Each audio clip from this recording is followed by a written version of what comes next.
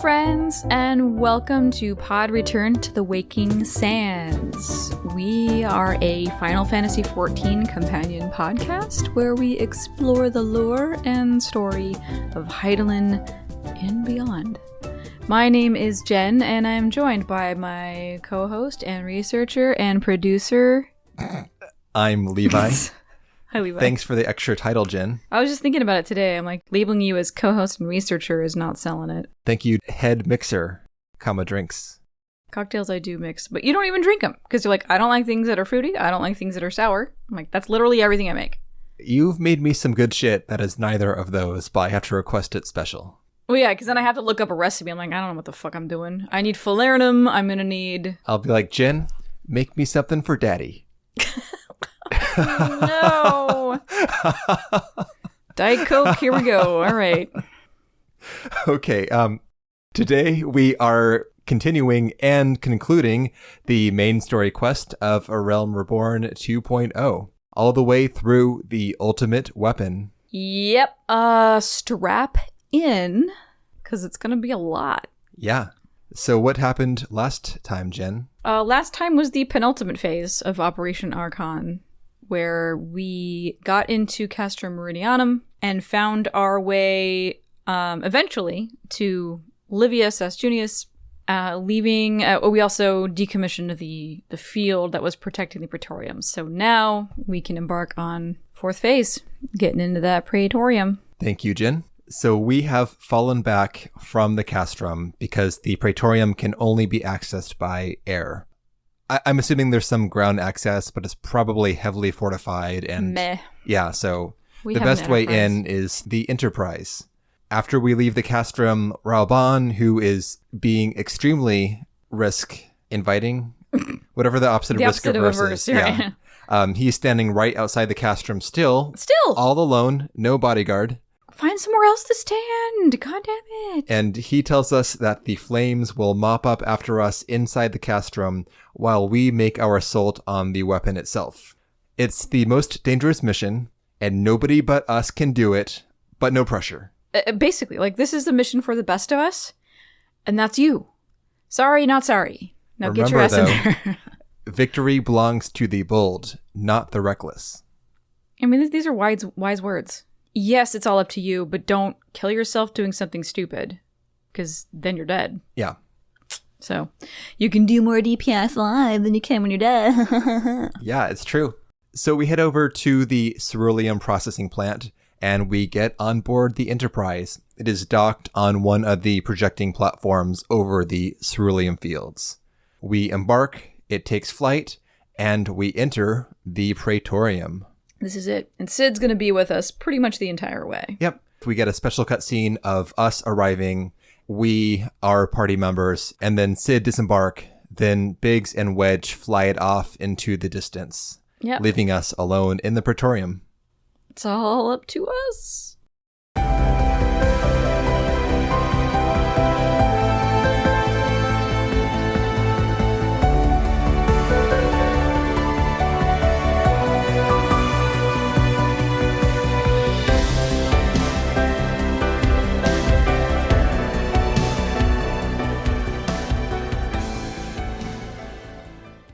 The Praetorium is the highest tech structure that we have seen so far. Everything in here is made of that interlocking gray Garlean steel. Magitek Legos, yeah. Yeah, exactly. Magitek Legos. Thank you, Jen. And this place, though, is decked out with tons of neon-ass lights. Blues and reds everywhere, mostly blues. Definitely not neon because that shit is aged.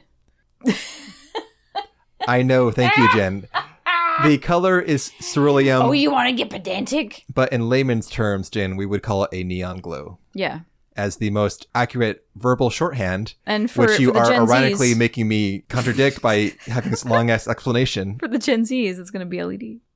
I feel like it's rare that I get to be all pedantic on your ass instead of the other way around. Fine. Enjoy it. So yeah, inside the structure, you know, it looks Garlean for sure. So there's just some standard mobs running around, some packs here and there, no big deal. And until we kind of get outside and we're walking around the outside of the building, that's when the aerial bombardments start. As we're fighting some scrubs inside the building, the wall bursts inwards. Rupturing it is like a big gash in the metal exterior. And at first I'm like, okay, so are the Eorzeans bombarding it while we're in here? Okay, I guess it's some cover and distraction, but also you're kind of, as we call it, danger close, guys. I'm going to say no. But no, it's not. It's the Imperials bombing their own structure, because in the upcoming cutscene, when Cid is talking to Gaius, he accuses Gaius of tearing apart his own fortress. Yep. Gaius is blowing his own shit up so we can get to him more easily. Which, honestly, like, you can talk to us over the PA, or, like, you could come to see us. You don't have to destroy your fucking fortress. It's a very odd choice, and I don't love it. I always took those munitions as, oh, whoops, they're trying to get to us, but they blew a hole in the side of their building instead.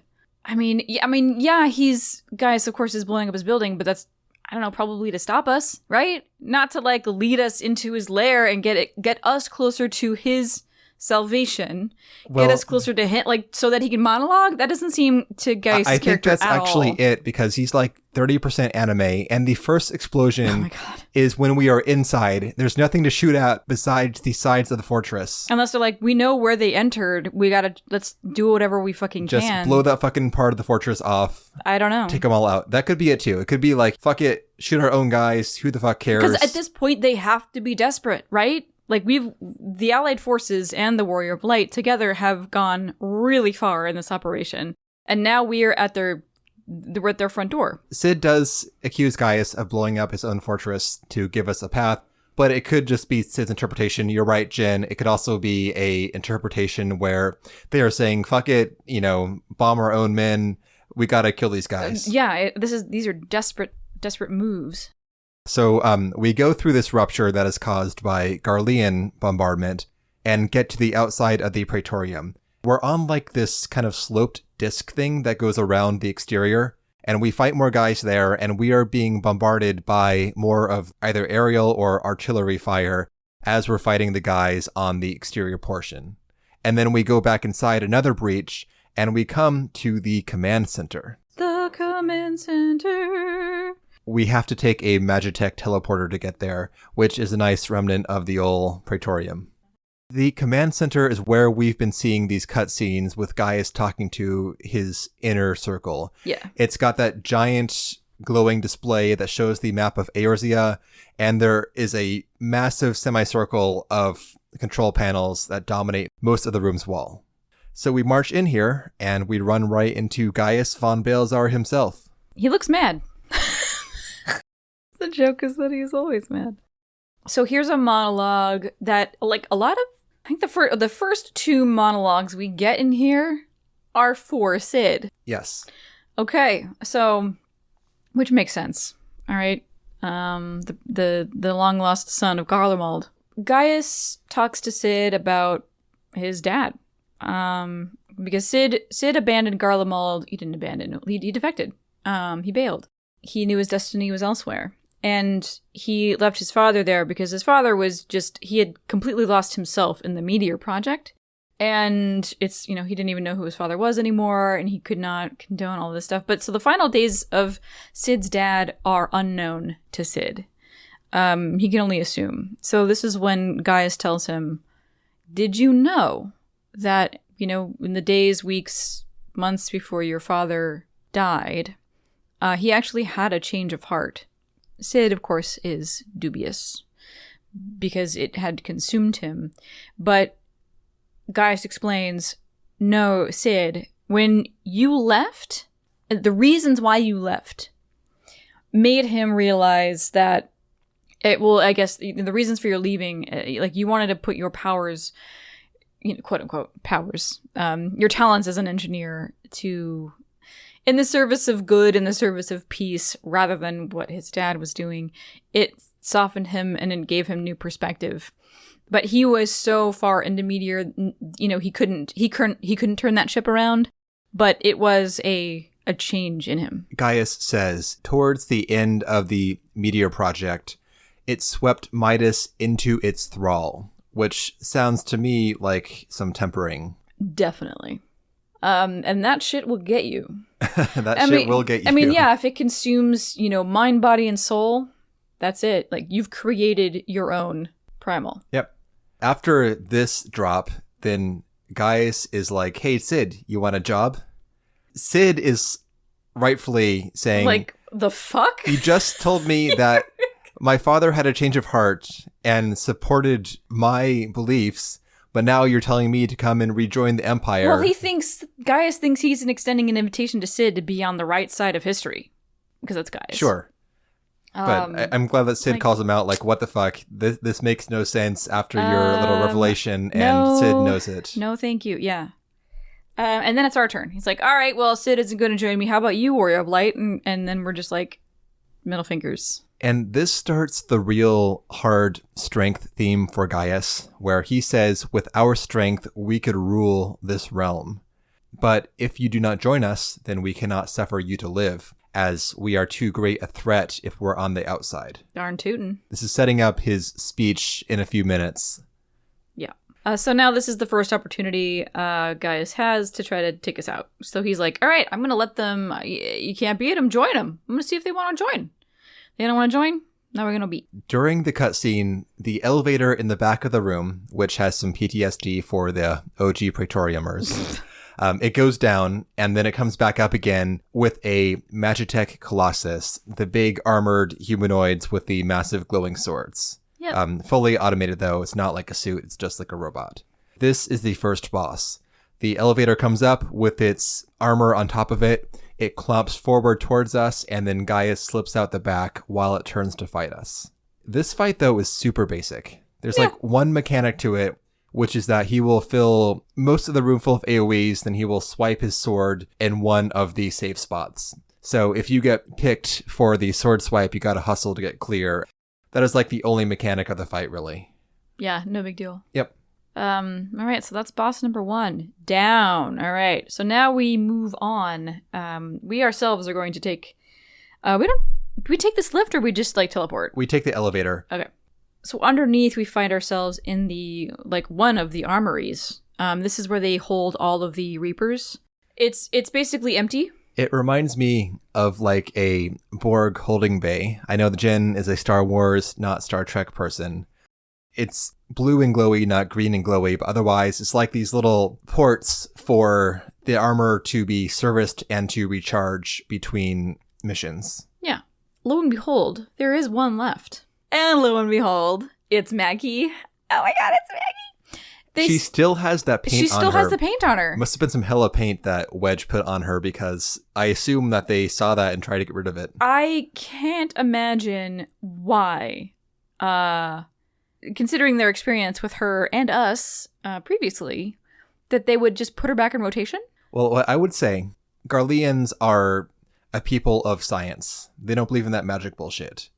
And I would think that they saw it being all weird, and they're like, that fucking Lalafell did something weird to it.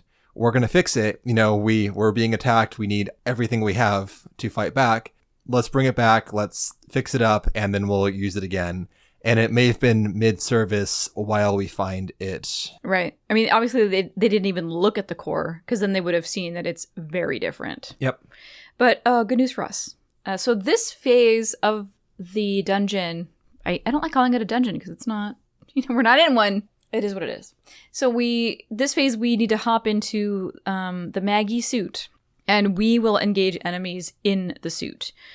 This was my first time doing this as a with NPCs, and I was surprised to see that only we ride a Reaper when we're with NPCs. Yeah. If we do it with players, everyone gets one. Everyone gets one. Yeah. I mean, it's fine either way, because you do so much damage with the Reaper that... it's you really do only need one. Yep. And in the Reaper, you will get... One of your hotbars will be replaced, and you will have 2 offensive abilities. One will be like a large, like an aerial bomb with a ground target that you place. And the other one is just like a machine gun fire. And like the a bomb spray. does more damage, so... You just use the bomb. Yeah. So, like, hit that aerial target as you're running, and then as you come up upon bros, just blam blam, And they're done. And we run into packs of enemies that are composed of armor, like Reapers, and of Colossi and Vanguards, yes. But we blast them with Maggie. No big deal. Easy peasy. Yep. And keep on trucking. And then we go back in. This is on another one of those exterior disc things. Like we leave. Do we leave in like a hole in the wall, or do we leave through a legitimate exit? We leave through a legit exit. Then we walk along the outside of this exterior the catwalk. Praetorium. Yeah. And then we go back inside through an approved hole. Gross. No, it's a built out entryway. Yep. And then we find ourselves like it looks almost like an assembly line, sort of like a manufacturing facility. So we're walking on these like graded catwalks flanked by these giant mechanical arms that jump out. This is called the Magitech Research Area. So this is where they are working on new projects. And what I think is in these tanks, because if you look at the name of these arms, as we walk through this area, out of these glowing tall cylinders that run from below the catwalk to the ceiling, these techno arms burst forth and swipe at you. Mm-hmm. And their name, though, is Prototype Ultima Part. Oh. So this seems to be, I'm guessing when they drug the weapon out of whatever hole they found it in, it was fucked to shit. So then they had to make replacement parts for it, and I'm assuming we're testing those here. So there might be like legs and shit in the other tanks too. Amazing. And then maybe because we're attacking them at their base, at the heart of their operations, they're like, fuck it, pull out all the stops, turn those fucking arms on, who gives a shit? I love that. Do we think that these things are being controlled by somebody, or they're like, as they fled, they're just like, turn off all security measures and let the arms do what they will, and they basically act of their own accord when they sense a threat? Like, what do we think is controlling these things? I don't know, honestly. Like, it could be Nero, because we see him in a second, and he might be like using his little cool techno band to do it. That could be, yeah, because this is his jam. This is where he works. Yep. Yeah. So we get to, after all that stuff, we reach a door that looks to me like it's been shotcreted over with Cermet. Yeah, it's. I hate that word. It's a technical term. It's a weird word. Cermet. Oh, you hate Cermet. Cermet? C-E-R-M-E-T? I'm 75% sure it's spelled Cermet, which is the Garlean cement, of course. Yeah, no, it's an awkward word. Even though the proper term for it is concrete, not cement, because cement is a component of concrete. Wow. It's web-like. Yeah. It almost looks biological, like a robot sneezed. We blast at this Cermet cap with Maggie, and we keep going and going, and we're making no progress. Then Sid pings us, and he tells us it's not going to work. Use the Sid maneuver. Right. And what that is divert all the power to the cannon and use that cannon to blast that door open, which, okay, we've used this mechanic before. How many times are we going to do this to Maggie? How many Reapers must die for you, Sid? Right? I mean, it's great that they have this capability, but it is like what is that? The final sting. It is the final sting. Yeah, it's the final sting of Maggie. Nice one, Jen. So there's no choice here. We have to do it. Yep. Thank you, Maggie, for your service. Rip so, Maggie. We do it. And of course, this completely overloads the core and she shuts down. Before we walk into the next chamber, we take a moment of silence in front of Maggie again. Yep. It's so amazing how quickly, like, this little, she's not little, but this little piece of robotics has crawled its way into our hearts. Once we replaced the core, she immediately had, like, a personality, and she was selective in who she worked for, and she needed very human-like encouragement. So yeah, that'll do it. That will endear her to us right away. So we're sad that we had to kill her in service of this mission, but then we move on. Yep. We press forward for a little bit, and we run right into Nero in his full sweet-ass red Magitech armor. Oh, he's so hot. We don't even see his face, but there's just something about the way he carries himself. So, and he's got this, like, bright red ass armor, like lacquer red. Sid pings us on our link pearl saying, hey, what's going on? Is somebody there? And Nero, he taps his wrist device and some GPS looking thing appears behind it looks like a cover. Like an old school like bubble compass. Yep. And he boops his wristband and then he taps into the Link Pearl network. Easy peasy. And he's like, Sid, what's up, you piece of shit? Exactly. Sid, you motherfucker. So then this is Nero's turn to have a little chat with Sid. Also, before we move on, I didn't finish describing the way he looks. So, we've already seen him. We have. But so he's got the metal suit and this helm he's still wearing that looks like it's made out of bone instead of metal. It's a very interesting combo.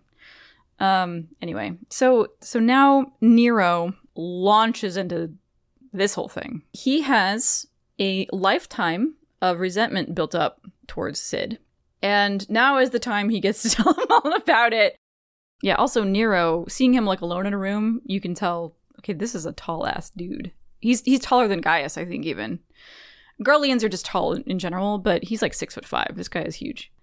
So, Nero has suffered under Sid's shadow his entire life, despite being more brilliant than Sid. Nero's failures were always, expected. If he failed, people were like, oh, well, you're just Nero.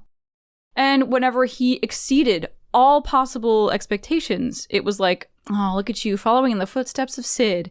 No, that will fuck somebody up, and people will be mad. Even when Sid left, when Sid defected... He's a traitor. He's a fucking traitor. Literal traitor. But apparently, so says Nero, that this only increased Sid's reputation. Oh, it catapulted him to legendary status. Because now he's the unknown. And after all this shit, then Gaius tries to recruit Sid back. He gives Sid a place at his side while Nero labors in obscurity. No such offer made despite him working on the Ultima weapon. Yeah. And during all this, Sid's like, what? Huh? Really? I mean, so Sid is just quietly listening, right? Yep. He's giving Nero some space to let this all out. And at the end, Sid has nothing to say. And it's like, I don't know what to say to this. This isn't anything that I did to you. But what do you say? I mean, Sid shouldn't apologize because there's nothing he did. He's not going to apologize for being a traitor because that was a good decision. But he can't take that responsibility. So yeah, there is nothing to say here. But Jen, ever since Nero set foot in this benighted land, he's been watching Sid. Every move he has made, every step he has taken, Nero's been watching him.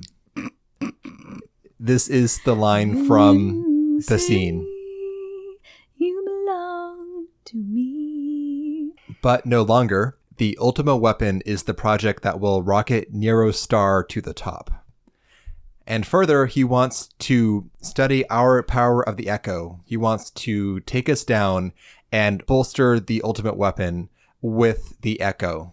I'm not sure if that's possible, but he wants to try. I believe Nero could do it. Absolutely. He's still a brilliant man. And once he does this, then finally Senpai Gaius will notice him. Aww. Yeah. I mean, Nero, I think what this is all telling you is that you should defect, and then you'll be uber fucking famous and desirable in Garlemald. No, he'll be following in Sid's footsteps again. No winning for this guy. Yeah, there is no unique... There is nothing Nero can do that is owned by him, and that sucks, honestly. Until now, but it's a prison of his own making. Let it go, dude. Well, to be fair to him, I hear him always being overlooked. Oh, of course. I can understand the toll that would take on someone. And he's understandably in a a homogenous society like Garlemald, there was very little opportunity to make yourself that kind of singular character. It's all in service of the greater good. Do we think Garleans... It doesn't seem like they really, put spectacular individual achievement on a pedestal. It's almost... It's kind of a communist situation in that way. But I don't know too much about it. The warmongers are the ones who are elevated. If you... serve the Empire at the front, it seems that is what gets you accolades. So the only way really, so what Nero wants is like this godlike status, and the mystery that is Cid and bloody Garland is just enhances all of that. And there's no way he can have that in, living in Garlem the way it is, the way it's structured. That's he can contribute and be the most brilliant person in that society. And he will never get the recognition that he thinks he deserves. Yep. So Nero, the only thing left for you to do is bail.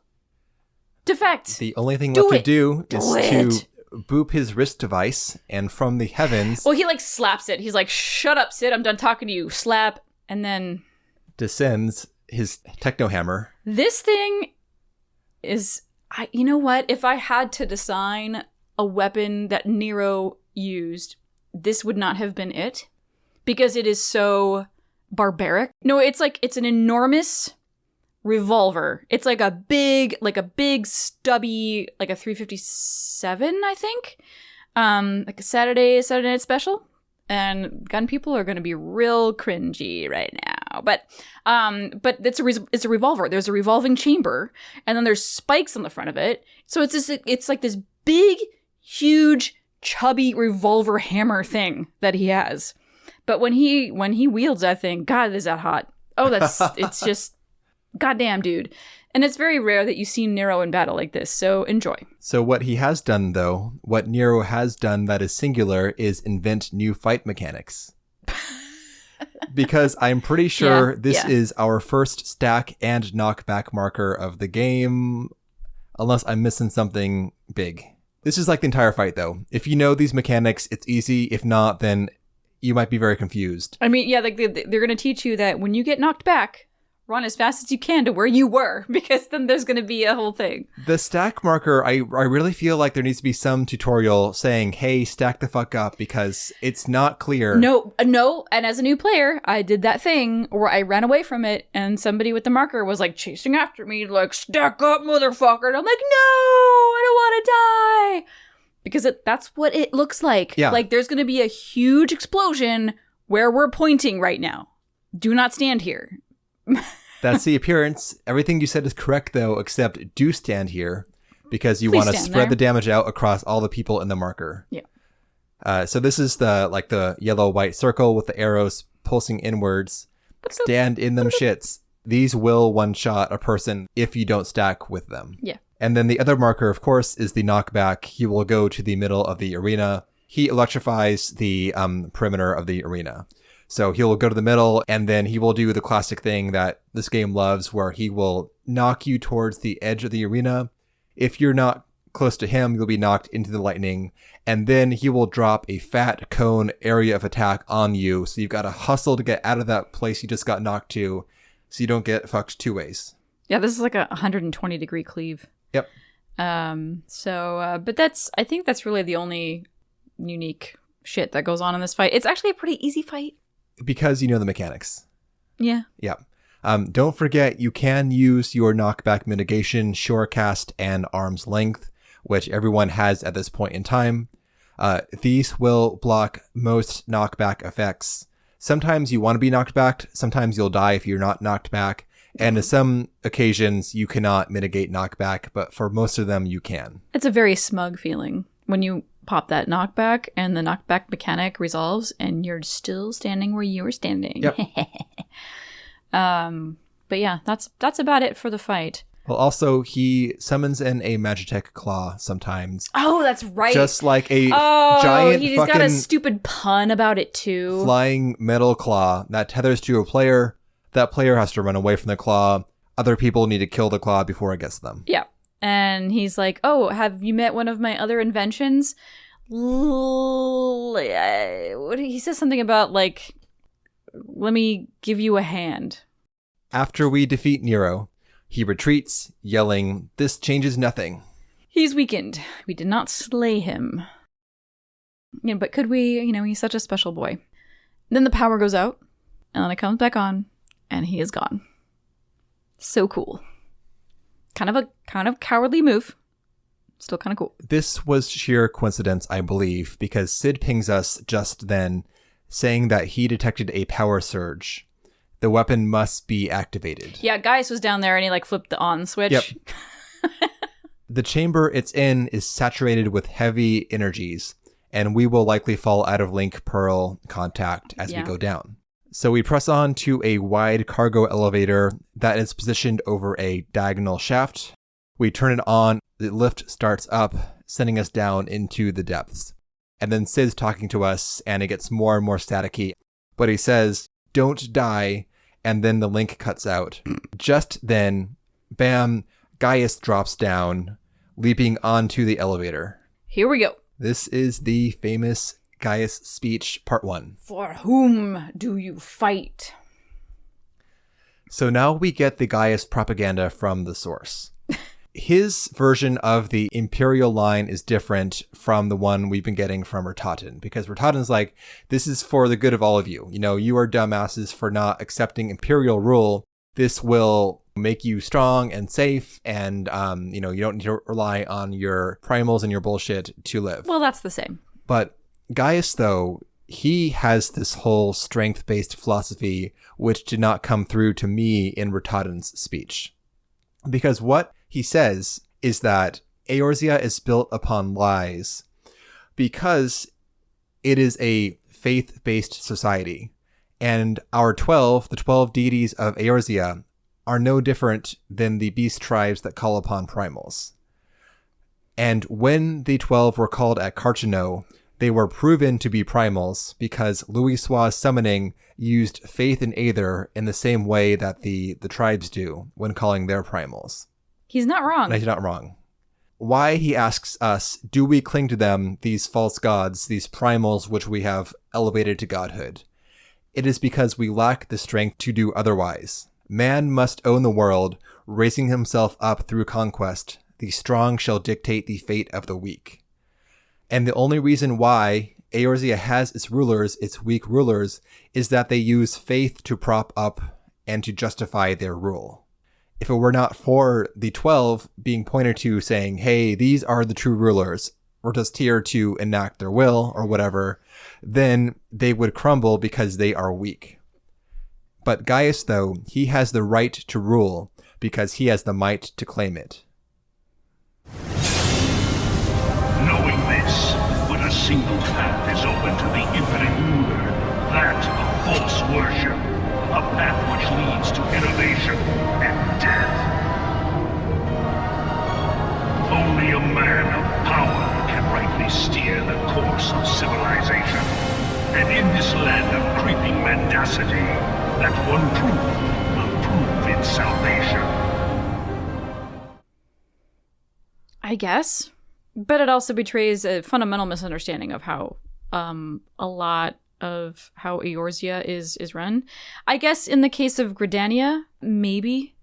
But, like, these are things we can also, like, as far as the elementals go, we know they exist. And we know that they have kind of relinquished control. Not so much relinquished, but they kind of have, because they had their pact with the elementals when they came from Gelmora to the surface. And then they're like, okay, so we'll hold back, but here are the Pajals now. Yeah. So they're going to act on our behalf. Yep. And that's not faith, because that literally exists. That is something that can be seen and measured. Yep. For the other ones, I think this kind of betrays the fact that Gaius has been forming his philosophy in an echo chamber. 100%. Okay, so Ishgard, theocracy, no question. Right. They're also very insular and yeah, and they're not even helping here. They're not fighting. We don't talk about them. Yeah, don't talk about Ishgard. But for Gridania, not worshipping. Well, they worship the 12, but they do not. They're not justified by the 12. That is not how, Connie Senna is not being propped up because she's like... No, it's the elementals. It's not because she's, she's invoking Nemea's name and she's like, oh, I speak to Nemea all the time. And she's like, you're the boss, Connie Senna. And nobody else can talk to her. Only I can talk to her. Like, it's not that. It's fucking not. Nope. And super, super not for, Lenosia. Super not for Ul'dah. No, they have their own rulership systems. Maybe not the best. But they're Definitely not true. faith-based. They're not propped up. No. So I think that Gaius has just been in his Imperial mill. That's exactly it, yeah. And been told all the shit about Eorzeans, and he's like, this is fact. That's why I'm saying, in the course of the speech, he betrays this ignorance. Yep. And he thinks, and what he is essentially asking himself to do, or what he has been trying to do this whole time, is to achieve a sense of, essentially, a primalhood of his own, so that he can rise above everybody else, rise above the status of man, through strength, through might, and control everybody. I'm like, how is that fucking different? Well, I disagree with that a bit, Jen, because his philosophy is fucked up, but he lives it. Yes, he does. He believes that the strongest should rule. And when we prove in a moment that we are stronger, he's like, you should rule. You should rule. His ideology is fucked, sure, but he's consistent. Yeah, exactly. That's one thing. He's got that going for him. He's consistent about that. Yeah, and honestly, like it's the Black Wolf, it's Gaius, and he has orchestrated some abominations against Eorzea for sure. But again, sincerely believe, and this isn't a cynical, like warlord sort of behavior at all. He fully believes that we are under the thrall of some like bullshit primals, and like, you all can do better. I'm the one that can help you do better. And again, ignorance. As he's making his speech, he starts to like get more and more amped up on his own energy. Mm-hmm. When he gets to the climax, he hefts his sword up and he crackles with lightning. And when the lightning fades, his armor has been transformed from black to gold. It's kind of cool. And this is the visual cue for those of you who have decided, like, I'm going to do dishes, I'm going to make dinner, I'm going to go to the bathroom. Okay, get back in your seat. The fight is about to begin. Yeah, the lift is actively still moving down, and this is how we fight him. Yep. And bless him. He's like, I'm gonna confront them on my own. I'm not gonna pull any vanguards or any of the myriad other fucking tools and machines and weapons that I have at my disposal, because this is the capital of the empire in Eorzea. And he pulls out some stuff, man. Yep. He's got his Gaius-shaped phantasms that he busts out. How is he doing this? I'm assuming it's from some Nero device that was made for him. Right. It had to have been done without magic, but it looks like something that is done with magic. Well, Jen, sufficiently advanced technology is indistinguishable from magic. Oh my god. I don't disagree, but it is pretty sweet. It's pretty sweet indeed. So he will make these phantom Gaiuses across the arena, and they do this signature kind of X attack where they swipe the air and it forms like a blue-white glowing X in space, and the X is kind of bulging in one direction. And the direction of the bulge is where they're going to sweep across the arena in a few seconds and hit everyone in a line with them. Mm-hmm. So you've got to look at the X's, and then you have to position yourself so you're not lined up with them in between them before they pop out. Yeah. The other main mechanic is that he drops these kind of these successive puddles of damage of explosions across the arena, but they go in alternating directions. So one will appear in a line from the left, one appears in a line from the right, and so on, in a kind of like a zigzag pattern. And you have to kind of run ahead of one of them and then duck behind the next one. Yeah. He'll do that a lot. Yep. And then it's time for his special Gaius limit break. So after we get his health down, he will start charging up in the center of the arena, and he becomes invulnerable. At the same time, he summons 4 more phantom Gaiuses, and they will each start charging up. Mm-hmm. During this entire mechanic, there's a little charge bar that goes from 0 to 100. If it gets to 100 ever, it will be a wipe. He will ultimate on you and you will die. Yeah. So you have to knock down his phantasms, and this will then stop the bar from charging. However, while you're DPSing these guys, then his other mechanics still resolve. So you've got to dodge shit and look at shit and so on while busting on these phantoms. Yep. Once that's done, he will do a party-wide blast that is proportionate to the amount of charge he has. So the more time he had to charge up, the more damage he does. This is a mechanic that is used a lot in Trials, so take note. Indeed. Including in the La Habrea solo fight. Okay. Once he does his big blast, he's pretty easy. Just knock him down. He'll be almost down at that point in time. Yes. And then bam, defeated. So this is when he's like, well, you beat me. Your strength befits a ruler, yet you lack the resolve to use it. I don't know, man. I think we have a lot of resolve. We're just using it to different ends. Now the elevator touches down at the very bottom. We are so far below the earth here. And Gaius gets out, heading into the next chamber, and we can see past him there is the ultimate weapon, the Ultima weapon, waiting for us. And again, I just have to say how impressed I am with Gaius's like collectiveness. He seems honestly very level-headed. We've never seen him explode in rage. We've seen him explode in like passion. But the man, after fighting us, literally saunters into this room and closes the door behind him. And we're like, we're just going to follow you in there. But he remains completely collected through this whole thing, which props. You know, he's not like mouthing off. He's not acting out of desperation or panic. It's kind of great. So, of course, we follow him into the chamber where the Ultima weapon is housed. It's a very kind of weird construct. It's like a mechanoid dragon centaur. Yes. Kind of. And on That's like bottom heavy. On its shoulder is Gaius. As we enter, he steps inside the weapon's cockpit, inside its head, and it begins to surge to life. Brief pause as we transition from the dungeon. Now we begin the trial, the ultimate weapon. Mm-hmm.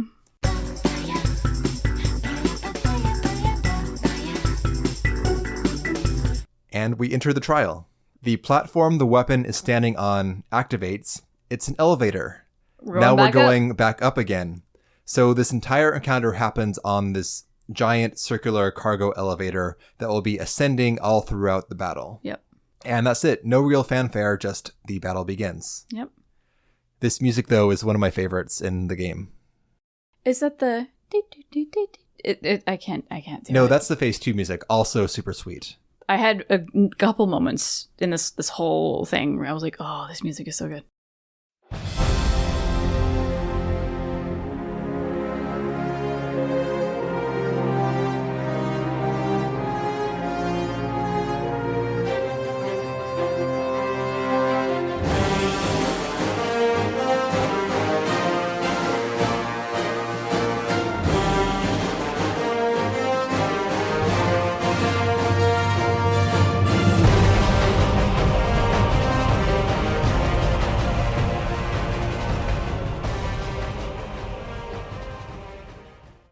And so now what Gaius has in the Ultima weapon is the power of the 3 primals we've defeated this far.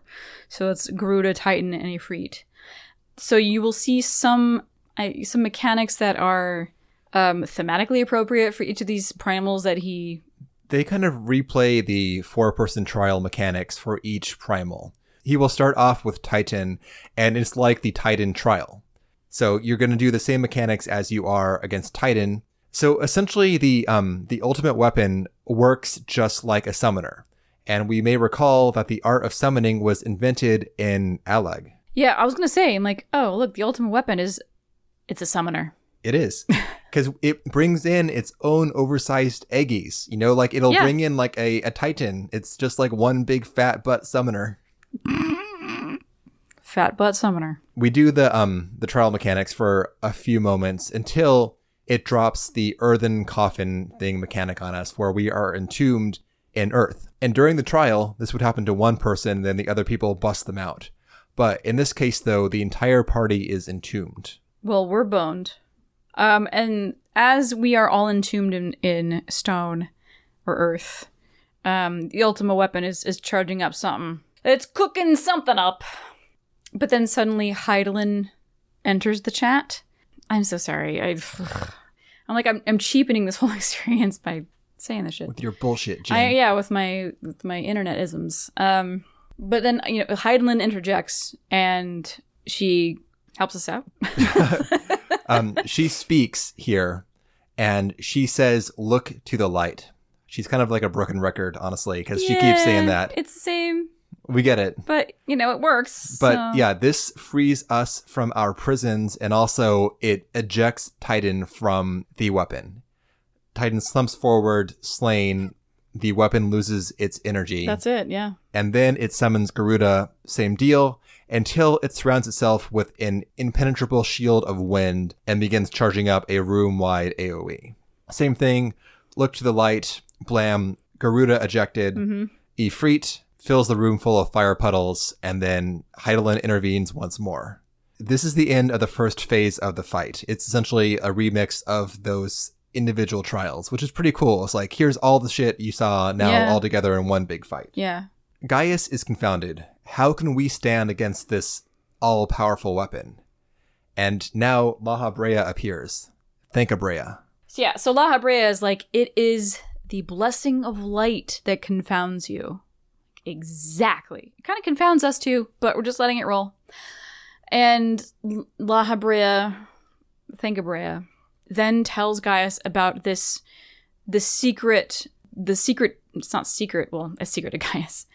The core within the Ultima weapon, that is the whole reason why they have dug this thing up, at least from the Ascians' perspective, because they did not let anybody in Garlemald know about this. And what this is the heart of Sabik. This houses the most powerful spell known, period. Like, the Allagans couldn't even handle it. This artifact predates Allag. So they stuck it in here when they made the weapon, but they didn't really fully understand what they it was. didn't know. They just knew it was powerful, and that's it. And it is the arbiter of the Ultima spell. Right. So all of this shit with the primals, Gaius thought he was powering up the weapon and it was going to kill primals and save Eorzea, blah, blah, blah. No. La Habrea wanted it to absorb these primals because their essence would quicken the heart. And that is the sole purpose of this whole scheme. Yes, it was not to use the power of the primals. It was essentially to, like, suck up their essence to power the heart of Sabik. And that was the end goal for the Ascians, which is why they told fucking nobody about it. Until it became necessary to tell somebody about it. So obviously Gaius is mad. And La Habrea is like, I don't care. Be mad. Kill these motherfuckers. And the weapon begins unleashing the spell without any input from Gaius. Gaius is not happy about this happening. He does not want this to happen, but the weapon's chest opens up. It's gonna do. It unleashes a immense burst of blue-white light. And just before it overtakes us, we see our heart shine. The light within us shields us. Then we zoom way the fuck out and see, like, the Magitech airships circling the entirety of Castrum Meridianum, and this blast even engulfs the airships outside the Praetorium. This levels the Castrum. It is fucking done. It is fire and ash and rubble. The arena, we just see the skeletal structural members of the Praetorium left. Everything else is done. And the elevator we were on, it is now fused into place on these 4 support beams of the elevator. And then we get the line. Such devastation! This was not my intention! We are still fine. The blessing of Hydaelyn has protected us, but she is spent. She has no more power here. She used it all up to save us from the Ultima spell. And Gaius is livid. He now knows that La Habrea was playing him. Honestly, he shouldn't be surprised, frankly, but whatever. I thought they were on the same team, man. We'll talk later. Yeah. It's not a threat, bro. To anybody else, it would be. La Habrea tells Gaius now that we are exposed. Our benefactor has no more power here. So, I mean, strategically, not a bad play. He can now kill us without any further impediment. He's got the heart of Sabik, so, like, utilize that. Yeah, this thing I just told you about. Go ahead and use it now, buddy. I believe in you. And Gaius is like, fine, I'll deal with you later on, Ascian. No, you won't. And he's like, okay, let's do this. You and me, warrior of light. I mean, fair. Yeah, just, like, completely wipe out all of Hydaelyn's strength. The Ascians know that she's, like, doing shit for us. So, yeah, get her done. Well, I think that he just kind of wants... This is now, like, a pride moment, is my interpretation. He's like, okay, you had your buddy there helping you out beforehand. That was not a fair fight. Now here is a fair fight. We'll see who is stronger. Fuck the rest. We'll deal with that afterwards. And he's still very interested in seeing who is stronger. Yep. So Gaius, if one thing, he is true to his convictions. Right. So, time for phase 2 of the Ultima weapon. This is a serious fight. It really steps up the pace here in this and the upcoming La Habrea fight. Honestly, I think this is tougher than the primal empowered weapon. Oh, yeah. Ignoring the unblockable attack stuff. Otherwise, though, this is a lot more dangerous, in my opinion. So it's got tons of attacks. It will paint the ground before it in these green beams. Then they will explode moments later. So dodge them beams. Tank Purge is a party-wide attack. Heal and Mitt. Citadel Buster, which I think is a very evocative name. It will point itself in a direction, and its chest begins charging up a big blast of energy. You'll have to get out of the way, or you're going to get busted. Nice. Another one of those untelegraphed AoEs, which are great. And then Gaius brings in Magitech bits during the fight, which I don't think we've seen before this. Nope, just Nero's Deathclaw. Yep. The bits are like little winged drone guys that will shoot lasers in line AoE shapes before them. And they are usually used to kind of complicate fights quite a bit. They will deny half the arena by volume, by surface area, with these lasers, and you've got to kind of duck and weave between them. Yeah. You can target these and... Not in the normal version. Oh, okay. They're just threats, they're just there. And they will go away and recharge after a little bit. Until then, though, they will give you a lot to kind of dodge around. Yeah. At one point, the weapon summons in these dark, nebulous balls of energy. This is the etheric boom, and you have to run into these things bodily to detonate them before they collide, because they will tether to each other. And if the balls touch in the middle, they will explode. I don't know if it wipes you in the normal version. It will wipe you in the extreme if the energy balls collide in the middle. So you gotta suck them up with your character before they do so. My favorite part of this is the proximity AoE mechanic. We see these markers, the pulsing proximity markers on the floor, and you gotta run away, of course. But when these resolve, these are the airships that were blasted by the Ultima spell crashing into the arena. So cool. So they come careening down and explode across the entire arena. Yeah. Just over the course of the fight. Super cinematic. I love this so much. Yeah. And of course, the weapon doesn't do one thing at a time. It will just combine all these different mechanics together and make you have to hustle a lot to get it done. Mm-hmm. Mm-hmm. But towards the end of the fight, the weapon begins charging up again. Gaius, again, did not do this, but the weapon begins to, of its own volition, conjure another Ultima spell. And Gaius is yelling at it to stop. I don't want this. Yeah. But it will still charge up a long-ass cast bar for Ultima. And this is the final DPS check. So, right. As we said before, Heidelin, she's done.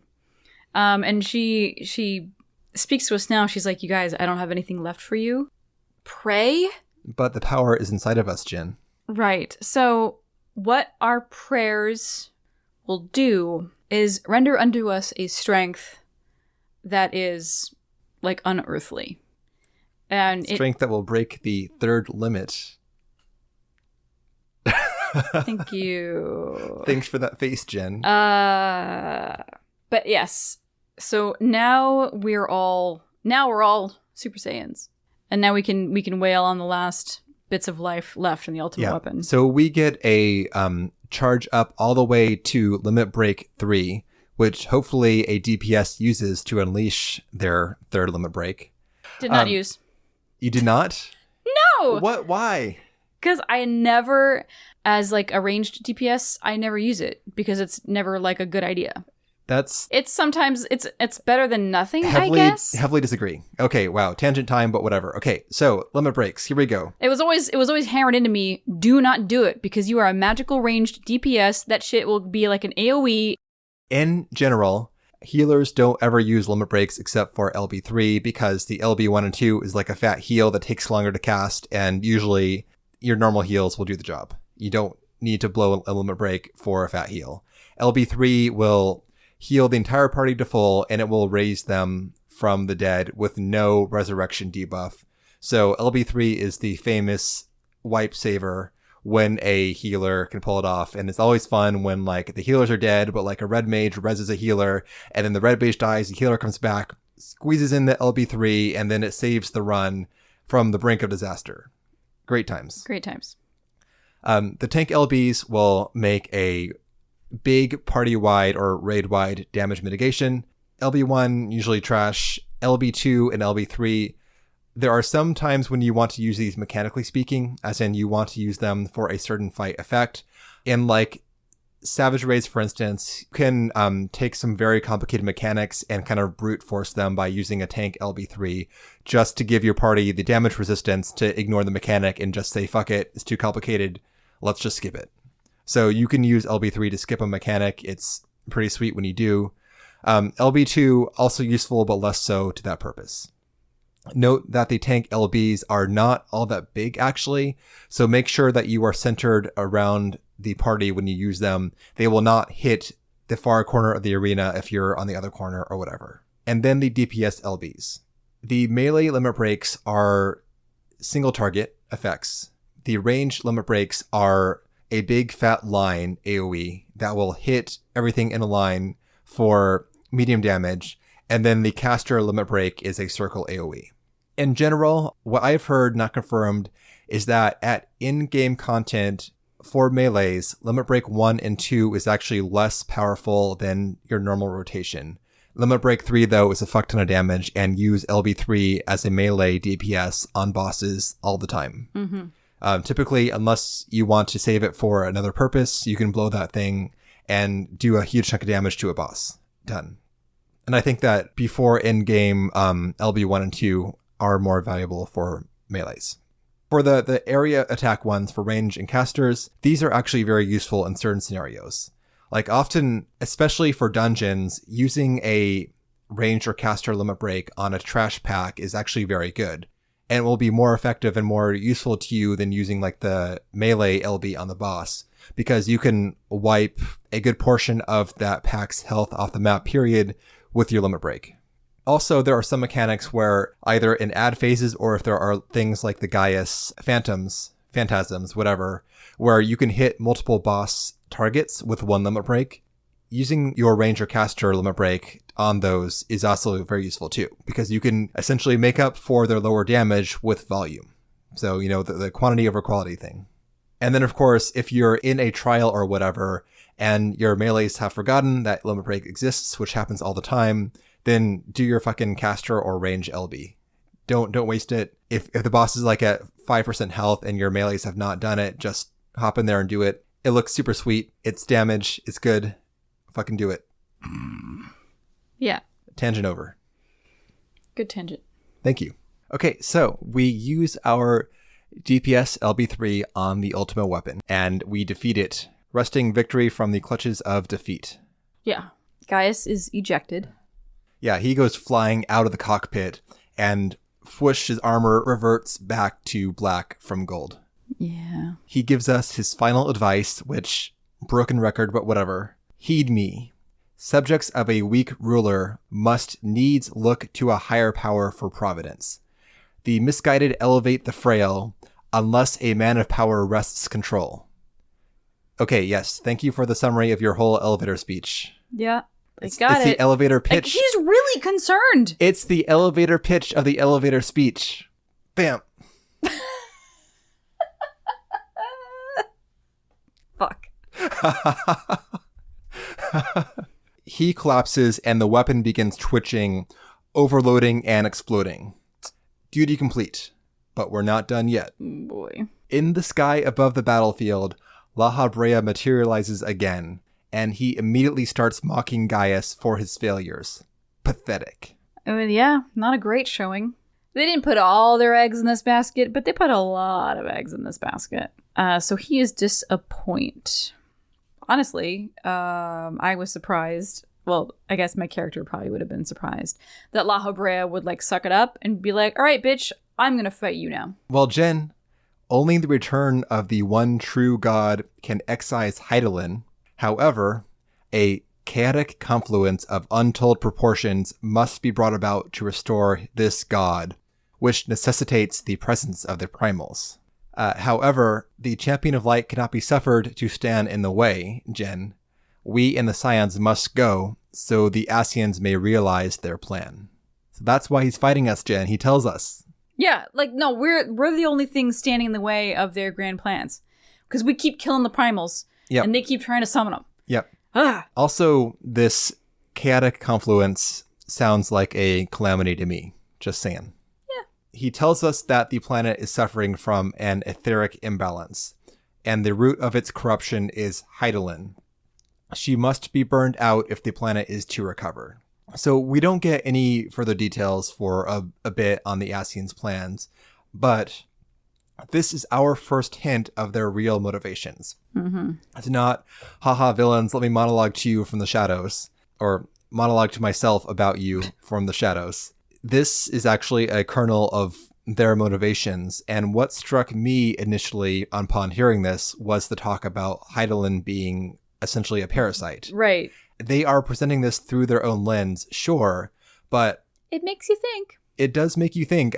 La Brea is not acting like he's trying to convince us. He's not saying, betray Hydaelyn and join me because she's a parasite. He doesn't care what we believe. He doesn't give a fuck. He's just like, I have a thing that I need to do. You're in my way. Yep. That's it. So he believes what he's saying, and even though they are opposed to us, they are not fools, which means there's some truth to this whole Hydaelyn parasite thing, which sticks in your brain. Mm-hmm. What is the deal here? What don't I know about this whole situation? Right. Yeah, planting seeds. After he says, you gotta go. You gotta go. He doesn't spend time monologuing this time. He's like, all right, it's duel time. We're going. I'm gonna kill you. He tries real hard. Before the fight, he summons his Ascian mask, the floating red symbol over his face. His war face. Yeah. It's intimidating. It's kind of scary. Yeah. Psychological warfare for sure. This fight has a lot of mechanics to it. Like, holy shit. Yeah, dude. A lot of it is just area denial, either with overlapping AoEs or by putting these like damage puddles on the ground where you just can't go in them, period. And then he'll make you like duck and weave around them. There's also a new trick here, which, take note, once more, we'll see this later on, where he summons a ton of these little kind of kernels of flame across the field. And you got to look at them and look at where there are not these little motes of flame. Find the gap. Because in a moment, they're going to get big and explode. Yeah.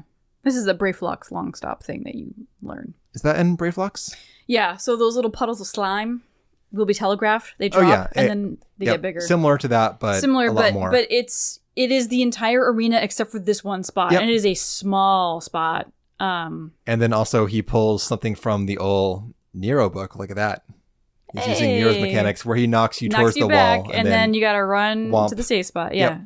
Yep. You will not be able to use your mitigation because he does it multiple times. Yep. He's going to do it before it's ready to go again. So you got to figure it out. And I'm not sure if you were looking at this, Jen, when you were doing the fight. This is both of our first times, by the way, of doing the solo duel against La Brea. Yes, yeah. So I had no idea what was going to happen. But I noted that his health was going down so fucking slowly during this. Like, great, we're going to be here for 25 minutes. I don't remember when that switch was flipped, honestly. He does his very own La Brea limit break charge up mechanic, where he summons these dark orbs across the battlefield, and he will teleport to the edge. This is still in the same flaming circle as with Ultima. And he teleports beyond the flames where you can't reach him, and tethers to these 4 energy balls. And again, he starts charging up his energy bar from 0 to 100. Because they are empowering him. Yes. And what you need to do is knock whatever you can down. However, it soon becomes apparent, at least to me, that you cannot do this. You will try, but you can maybe knock down 1, 2, hopefully. And I think maybe the point of this, it's definitely a DPS check. The point is for you probably just to do 1. If you can't do 1, if you're trying to do all 4, for example, you're not going to do it. You will fail. Well, it doesn't matter because he fills his bar to full and he kills you. It's a wipe. Oh, right. Yeah. It's just, it's a plot mechanic. Thanks, Jen, for boiling down this moment to a fucking plot mechanic. It's a plot device. But, I mean, obviously, so what this communicates to you is this man obviously is extraordinarily powerful. Yes. After he fills his bar to full, he will suck up the energy from these things and summon a great blazing like void orb and hurl it upon the battlefield. Huge. Yeah. It explodes all over you and you collapse. Finished. You're done. La Habrea says, yours was always a vain struggle. Just like it's another day. Like he just finished lunch. I'm sure he's met thousands of adventurers in his lifetime. So I don't blame him for boiling us down to this stupid little soundbite. But, you know, like for him, this is just like one task in 1,000 tasks that he has to do to get to his end goal. Yep. That's it. So yeah, he marks our death with an off-the-cuff line, an insult. So there we are lying in the middle of this arena until that heartbeat sound starts happening. Because of course we're not dead. Of course we're not dead. And this is a hear, feel, think moment. And I don't know what it is. Oh, no. So Heidelin, what she does is she summons all of the crystals that we had collected thus far, all 6. And they spawn within that sacred geometry around us. And there's light, there's movement, and there's a little bit more Heidelin power here that like whatever she can expend, she's expending.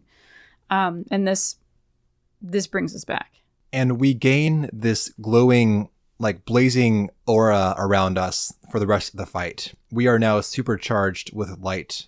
And we're back. We can now finally wound La Habrea. We start to actually make progress here in the fight. And the attacks that were bringing us down to almost nothing beforehand are survivable. Mm-hmm. So you may have seen Jen, he does the double spell in the first phase where he will blast us twice with this like you can't heal debuff. Yeah. And that will drop your health down to a sliver. But now during phase 2, he'll cast triple and it's like dink, dink, dink, just like a little bit of damage on you, but you're fine. The second phase though is an intensification and remix of the first phase mechanics. They showed you how they work beforehand. Now it's serious time. And you're going to have to dodge more things. And he will combine his various mechanics together to keep you moving. But you can survive more damage and you can do more damage now that we have this blazing aura of light upon us. And during the fight, though, I know that's hard to see dialogue when you're dodging shit and so on. But he threatens us that if he dies, so does Thancred. But Heidelin steps in saying no. Don't listen to this. She says the line, look toward the light.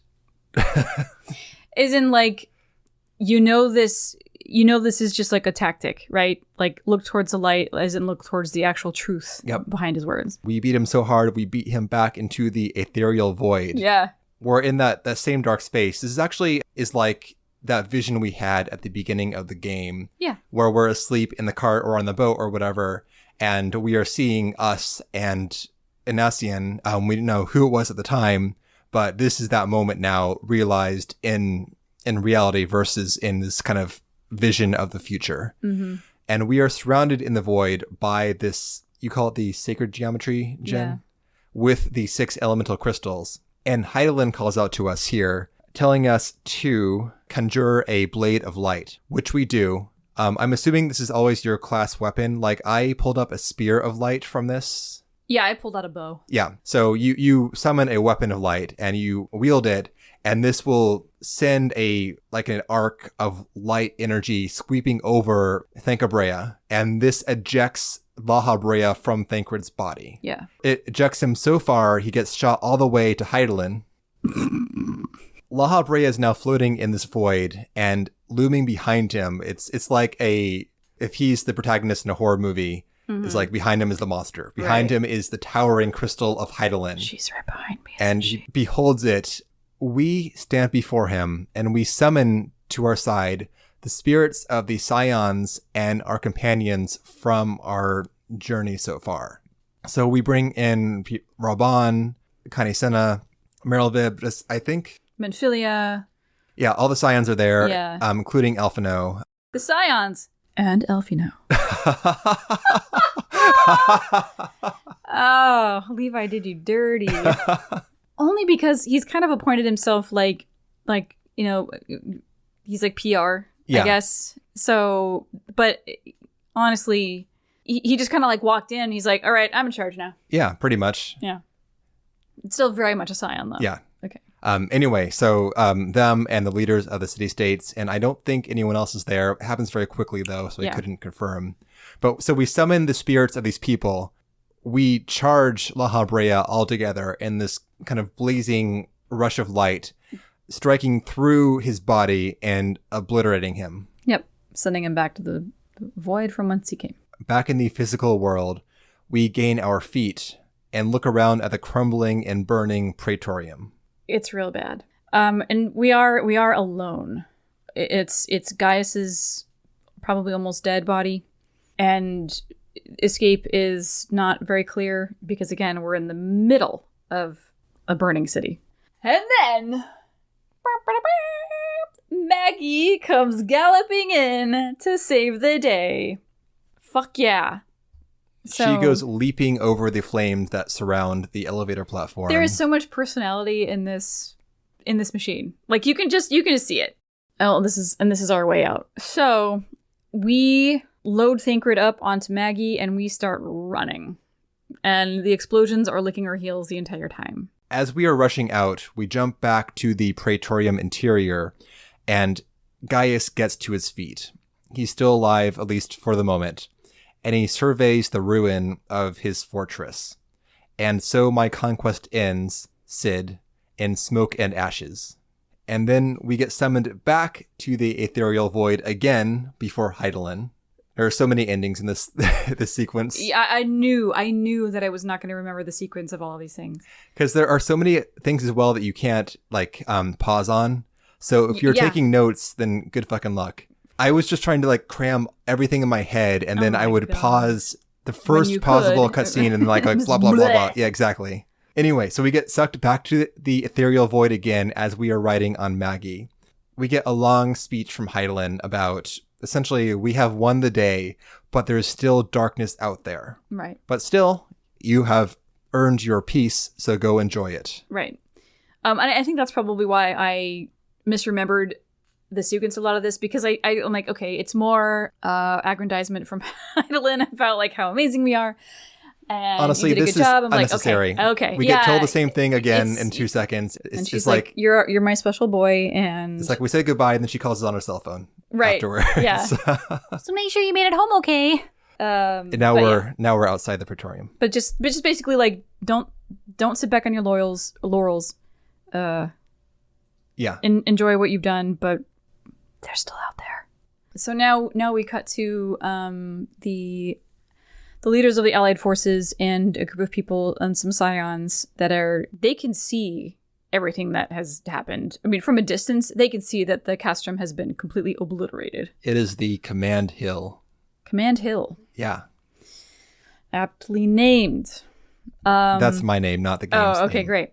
So our fate at this point is unknown, because nobody can reach us by link pearl, obviously, because there's shit. There's just shit everywhere.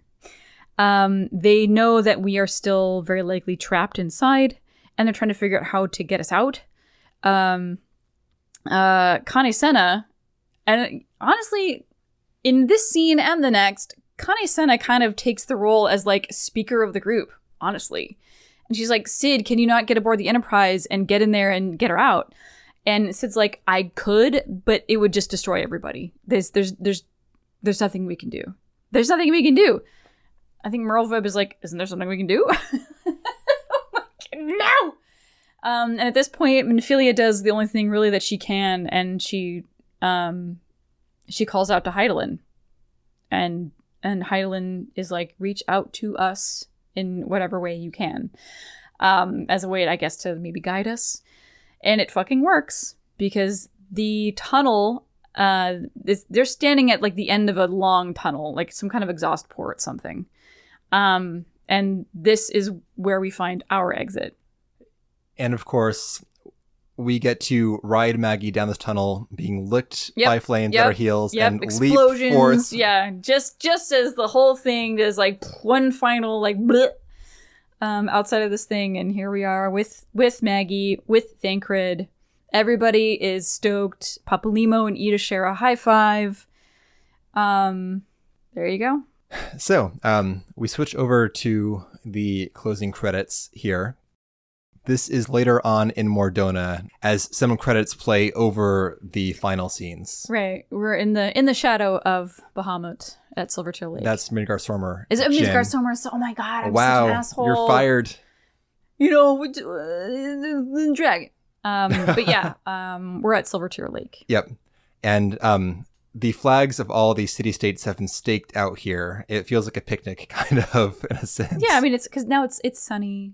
It's daytime. And everyone is here. We have Thancred's the leaders. here. Thancred's here. Thancred is sitting down in the scene. He's got like pajamas on. Implying he is recovering, but not back at full strength. Yeah. But he's conscious. And as everyone's kind of hanging out, talking, Alphino monologues to himself.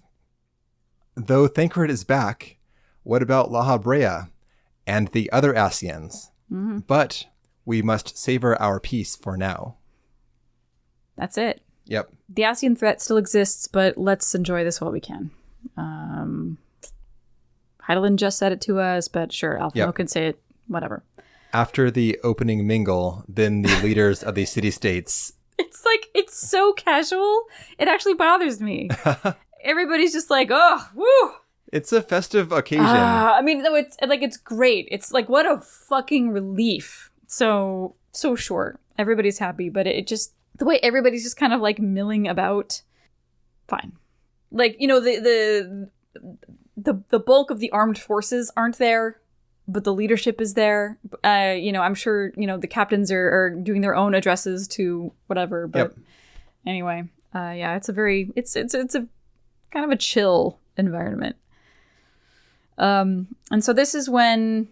So eventually after some like, hey, how's it going? Yeah, I thought you died. I thought I died too. So Raubon, Merlveb, and Kanisena will kind of convene and begin to kind of like make a final address to wrap up this whole thing and, you know, talk about next steps. So they give a lot of formalities, which the game kind of repeats itself here. Yes, the leaders are going to restate the obvious for the masses before them, no question. Backpatting, thank you, thank us, thank everyone, blah, blah, blah. Mm-hmm. However, there are two big announcements that take place during this speech. The first one is that the leaders commit to a unified Eorzea. They will now not isolate themselves with their own affairs. The suffering of one is the suffering of all. The Alliance will persevere beyond this battle, beyond this operation, and they will carry it forward. Then, the leaders draw their weapons and put them together to make a proclamation. 5 years ago, Eorzea bore witness to the end of the 6th Astral Era. Now, the 7th Umbral Era draws to a close, yet we come together not to glory in its end, but to mark a new beginning.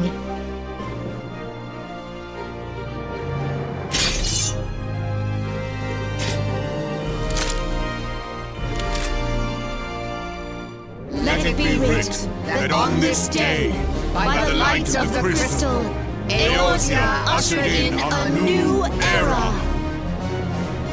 The 7th Astral Era is come, and thus is ours a Realm Reborn.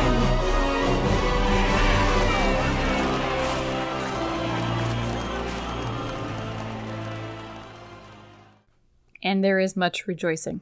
And now the screen fades to black, full credits. One, great news, Alliance, blah, blah, blah. But even though it's mostly symbolic, the change from Umbral to Astral is a big deal too, because it's saying, hey, we are done with kind of surviving this event. We're now going to prosper. Right. It's aspirational, of course, because they don't know the future, that the threats are behind us. Not quite true. But right, they're behind us, but if they occur again, we know that we have the collective power to deal with it. Yep. After the main credits, there is something called the Meteor Survivors. And for those who don't know, this is a list of the players who were playing the original 1.0 Final Fantasy XIV at the end of that game's era. Yep, I love that they did that. Thank you, brave survivors of that dark time. Yeah, and thanks for coming back. After the credits, we're still in Mordona. Yes, and now it's like post speech, and it's just kind of more milling about. But then we get that familiar feeling that we're going to black out. We're going to have a vision. And it's a very quick vision.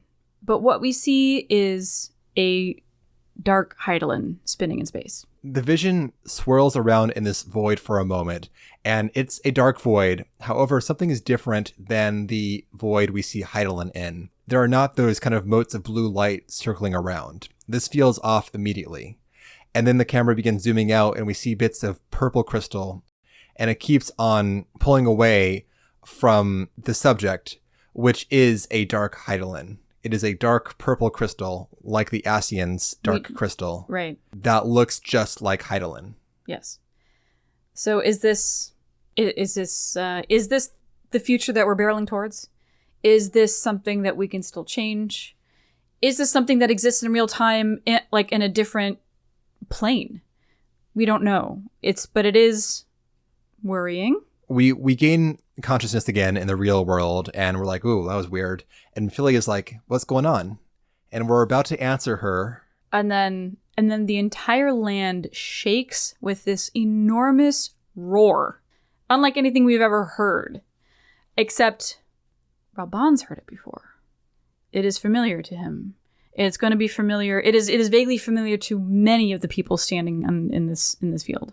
A soldier runs up, and he's in full panic mode, and he's like, it's a primal. But it is not Titan, it is not Ifrit, it is not Garuda. The fuck is this? The roar sounds again, and the camera now shows us a mound of corrupted crystal. It looks almost like a broken egg that towers over Mordona. Yes. And this is opposite Silvertear Lake. And that's it. Then another scene. Oh, man. We end up in some lightless place with stone floors, and we can barely make out robed Ascians stepping on the ground here. Note, when they step, they make a sound, an echoey sound of feet on stone. Yeah. And as we know, they're existing in a physical space. Yes. Okay, great. So this is multiple Ascians congregating in a space. We don't know where the fuck in time or space this is. It's really disorienting because it's so you're dark. Like, where the fuck are we? And then one steps forward and they speak in that, it's the Ascian tongue. Yeah, exactly. That kind of haunting, droning Ascian speech with that purple text. And someone called Pashtaro. Sure. They say Bahamut stirs. Another one steps forward. This is Igayorm. I don't know. Sadly. Regardless, they say, as will the others before long. A third Ascian steps forth, Nabriales. 'Tis not a question of whether Eorzea's champion shall yield, but of when. And then La Habrea. He's not dead. He's in this place. With each passing moment, we draw closer to the reckoning. And with the reckoning will come the resurrection of their god. And we finally get a name here. Zodiark. And then the camera zooms out and we see a collection of Ascians, and I'm gonna guess 13. And they chant in unison, to the one true god, to Zodiark. And then fade to black. And we are finally out of the cutscenes. We get booted to the Waking Sands. Waking Sands! We have returned. And we hear that happy, cheery Sid music. So we're back at the Waking Sands! Yay! We're already downstairs. And we walk in and like, ugh, this is so emotional. It's like at the end of Wizard of Oz, like all our friends are there. So these are some of the lesser known, I guess you could say, Scions, but then also a bunch of people we've met along the way, including Biggs and Wedge, and Sid is there. Iliud, Father Iliud from the chapel. Church of St. Andama Landama. Yeah, there you go. Wedge, he's there. Wedge still wants that Tataru. I talked to everybody. And the three brothers. The Merchant Brothers. Yeah, so like Brennan, Brent, Bremont, whatever they are, and they're all wearing, and they haven't been together at this point, but they're wearing red, yellow, and blue for their respective areas. And you walk up, and they all start applauding and cheering you, and So I went around the room and talked to everybody, and yes, Wedge is like, I will win Tatru's heart, I swear to God. Biggs tells us that he wants to start his own ironworks. He loves working for Sid and he loves doing this work, but he wants to do his own thing. And we talked to the brothers and like, yay, so I guess we're even, huh? And Arnvald is there, and he's full on in I want to be a hero mode, and I want to I think the brother and sister that were killed in the raid on the Waking Sands, he mentions their names. And then a couple of the other Scions are there too. And then we continue on, and then it's our Scion friends, and they applaud us as well. And so this is Thancred, Nystrola, and all of them. And Thancred, of course, the first thing out of his mouth is an apology. I don't remember exactly what everybody said, but it's just it's encouraging, it's gratitude, it's we're gonna kick some ass going forward kind of stuff. And then we make our way into the Solar, and Minfilia and Alfino are there. And Alfino has some words, and he leaves, and then it's just Minfilia and us in the room, and she wishes that I think Alfino says this, that he wishes that his grandfather could be here to see it. And that's when he leaves. And I don't remember the conversation with Minfilia because it's not over. Oh. Okay. So before we walk into the Solar, I talked to Papa Limo. He's like, as with everything, it begins with Minfilia and ends with Minfilia. And I thought that was really cute. Minfilia welcomes us back to the Waking Sands. She knows we're tired pretty much, and she just gives us a few words of good jobs, and there's more to come. Right, and then also in classic Minfilia style, like, great job, but now we have this thing that's roaring at us in Silvertear Lake. So just keep on the lookout for my summons in the very near future. And then she gives us the Magitech armor key. So Maggie's back. She's ours. Not going to get Sid blasted again. No. Keep Sid away never, from her. Ever. We're only going to use her to fly around. We also get our one free Fantasia in case we have other ideas about our character's identity. We're the Warrior of Light now, bitch. I'm going to get a haircut. You don't have to drink a Fantasia for a haircut. I know. I did drink that Fantasia in my for my main character because I wanted to change my skin tone. And that's all I did. Yeah, I mean, if you're happy, then you're happy. Great. Good. I Fantasia'd on my main character from an Aura to a Lalafell. No regrets. No regrets. You struggled, like, hardcore with that. It was a huge change. Like, it was this unknown territory of, like, a brand new identity. I had to throw out all my glamours and start afresh because nothing applied to the new incarnation. Nope, totally worked out. It was super weird. I also, like, it felt disorienting running around because I always went from, like, 7 feet tall to 2 feet tall or whatever. Yeah. I might, depending on how things look after the graphical update, I'm not opposed to doing a remix for Shu. I do a name change too if I were to change races because this is the French tie-in from the Ellisons here. Right. So we'll see if I get some, that looks pretty cool now, after they do that huge update with Dawn Trail. Mm-hmm. I might pop it, might not, TBD. Anyway, we made it. A Realm Reborn is over. Talked about a lot. Any closing thoughts on the A Realm Reborn finale, Jen? Oh, I don't know. I don't really have any further, like, deep musings here. We finally can fly. Yeah. Amazing. I was so excited that I could fly again that I went to Mordona and I flew from the Aetheryte to, like, a cart 20 yards away. I'm like, I'm gonna fly here. Just because. Damn it. I am looking forward to flying for the upcoming tribe quests. God, it's a game changer. But other than that, I thought the La Habrea fight was so good, and obviously, since the change, we haven't done it because I haven't bothered to do new game plus. Yeah, it's a lot of work to get that far. Yeah.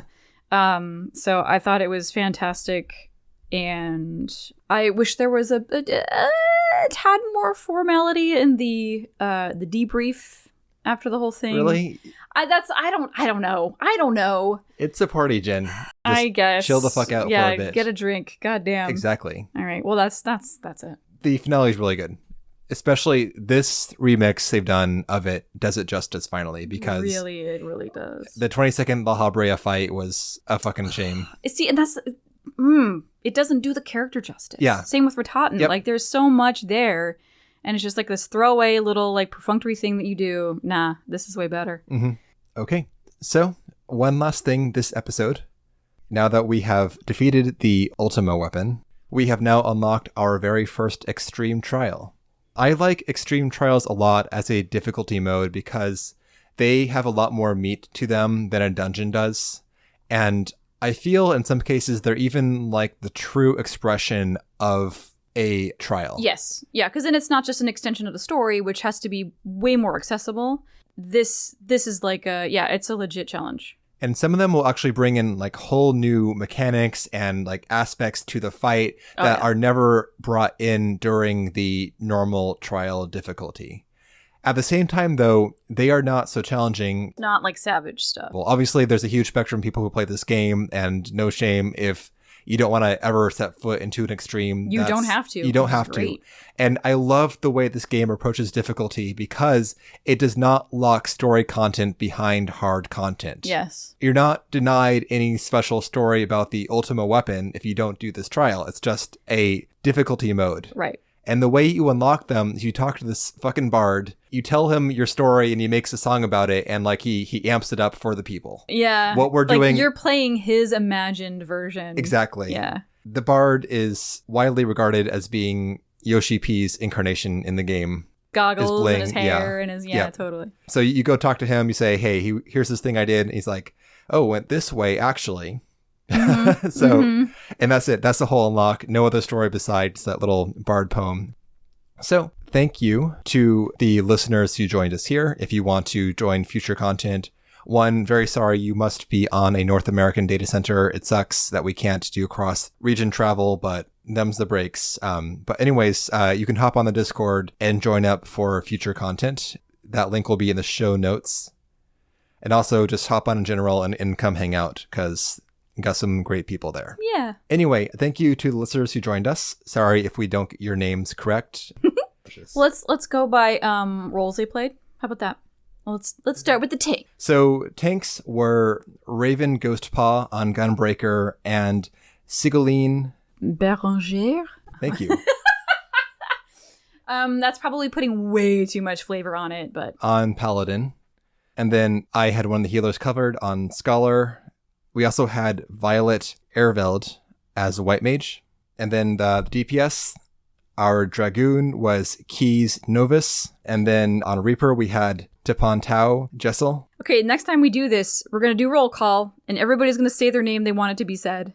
Fortunately, one person, though, gave us their phonetics, which was Awenir Zoranthar. And then we had, of course, Jin Otis Oldthing as the Bard. The Bard. Awenir was a summoner. Yay! Repping the summoners. Word up. Word up. It was really great. Excellent teamwork. I was afraid of this happening, and it happened.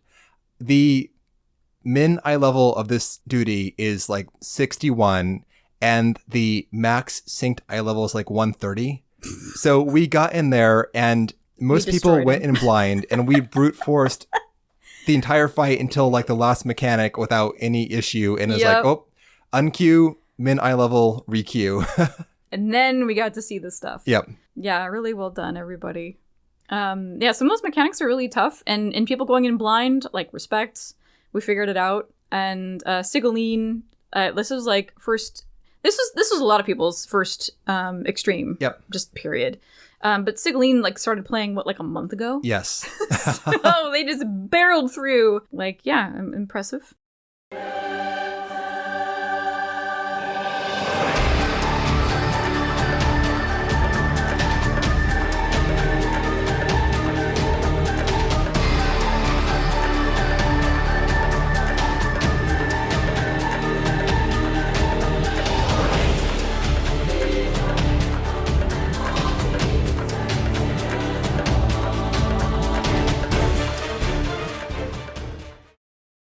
Extremes have a fuck ton of mechanics, not going to talk about all of them, mainly highlighting how they're different from the normal version. Usually this is like a remixed and enhanced version of the normal trial. So we can still get the same shit like the green ground beams that explode, tank purge, raid wide, etc., etc. They rarely, if ever, actually remove mechanics. They just kind of expand upon them for the extreme version. So the first thing, though, that's new, brand new also to the game, if people are playing through in a linear fashion like us, are the tank swaps. The weapon will drop a stacking debuff called Negative Aetheroplasm on the current main tank, the person with the most aggro. And if you get to 5 stacks of this debuff, then you die. So the tanks have to watch each other's debuffs and then trade aggro back and forth to make sure that one tank doesn't have too many stacks of the debuff. After you have a break for a minute or so, the debuff falls off, and then you can pull the aggro back to yourself and renew. That happens all throughout the fight. Tank swaps are the extra fun level of stuff on top of the fight mechanics for tanks. Beyond that, in general, this boss's attacks are spicy as shit. Just like the persistent auto attacks, especially as someone who does not play healer very often. If I turn my attention away from the tank's health bars for like half a second to dodge something on the ground or to heal or res someone else, then the tank's health plummeted to shit. Well, there's the mechanic in the fight that's the same as the normal one, where those proximity, it's the airships. So the proximity AoEs will mark themselves on the ground, and you gotta like run away. And so it's those 2 airships that come plummeting down into the arena and exploding. I don't know what it was. Did we just like die at that moment, or? I think we died at like just the wrong moment or just the right moment. Something, yeah. So when we're back at the beginning of the fight, and the 2 airships are teetering still on the arena. So like the graphics glitched out, and so the airships are just chilling. And they were there the whole time. We just like ran around them. Well, for one pull. Once we wiped again, yeah, then because they're huge, it fucks up your visibility. So when the Ifrit mechanic, when he like dashes across the arena, we couldn't see where he was and therefore couldn't avoid him and blah. So we wiped there, but it was still like hilarious that those airships were just chilling. This fight is kind of like phases 1 and phases 2 of the normal fight combined. There is a primal mechanic, like a combined primal phase. You get, I think it's Titan and Garuda, then Titan and Ifrit in 2 separate phases. When the first phase is out, it's a lot of the same shit as before, except Garuda does 2 big, really devastating things that you have to watch out for. The first one is that she will do like this knockback and then this maybe 3rd room cleave across the entire arena that you've got to run to. And if you get knocked back into the middle of the cleave, there's no time to escape. You're going to get got for most of your health bar. That's a good opportunity for the knockback. And if you use it here, you will... Knockback mitigation. Thank you. Knockback mitigation. So by the time you'll need it again at the 3rd etheric boom, you'll have it up. But definitely use it here because, the Garuda's cleave is so huge. If you don't position yourself correctly, you'll just get knocked into it. The other big Garuda mechanic is that she will surround the arena on the outside with this kind of bluish wind telegraph. And right after that resolves, Titan will do a butt stomp in the middle of the arena and fart on everyone in the center. So you have to book it out of the center as soon as the outside gets safe before Titan stomps you. Ifrit does his line dashes across the arena, which will hit a good portion of the arena. Mm-hmm. And that's on top of these like ground puddles he drops as well. So things get pretty dodgy in there. And then when do the bits come out? Is it after that? Yep. After we've excised all of the primals, then it's like Magic time. Yes. And it's Ultima time. It's phase 2 essentially remixed. Yeah, so same thing. Magitek bits will appear, and they're going to. These are targetable. You can shoot them down, and you should because they're going to make a whole mess of the arena. It's going to restrict movement like crazy, and it's going to be a mechanic on top of mechanic on top of mechanic. Unlike the normal mode, they will not leave unless you kill them. Yeah, they'll be doing shit until the end of time. And I will tell you, as after having run healer, it is fucking hard to get heals off on your tanks who are on death's door constantly while you're dodging those blue laser beams. Unreal. Nice. I mean, this was the Unreal fight. This is it. On minimum eye level, yes. It was the same thing as Unreal, except that we were level 50, not 90. Right. Otherwise, yeah, pretty much almost a exact copy of the Unreal version. Yep. So that happens, and then there are the etheric booms. We got this in the normal version, except there are 3 rounds of booms where there are those dark energy balls that will be tethered and they will pull towards the arena's center. If they collide, you will wipe. Unlike normal, you have to stack up because if you are a solo DPS or healer, and if you detonate one of those balls by yourself, you're going to die. Yeah. So you've got to stack up the party and use shields, use mitt, whatever you can to make sure you can survive those detonations.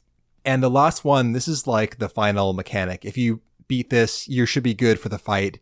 The weapon will create 4 pairs of tethered booms in the center of the arena, and there's maybe 5 to 10 seconds from when they appear to when they collide and detonate. Those tethers are super short. So you've got to watch for that cast bar where he makes the boom. Preferably use your knockback mitigation so you're not knocked away from the arena center when they're created, and then you have to detonate those balls ASAP. And it has to be partner stacks if you're doing it legit style, because again, one will kill a person.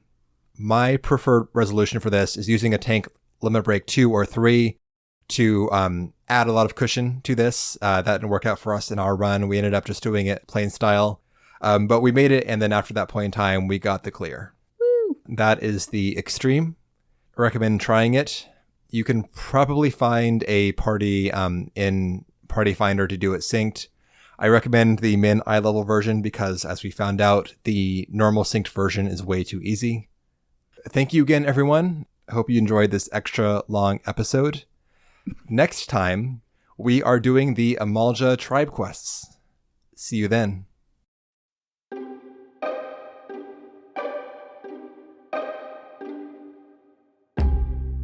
And that will do it for today's episode. Wow. That was a doozy. It was heavy in like all respects. Closing out that entire chapter, it didn't seem like we would ever get there, but like bam, there it is. Thank you all so much for listening. Like we mentioned, there's a Discord. If you check the show notes, you can hop in and chat with folks. And if you don't want to do that, totally okay. We also have an email, podreturnffxiv@gmail.com. And with that, we hope you enjoyed the episode. Have a good day or a night, and we will see you next time.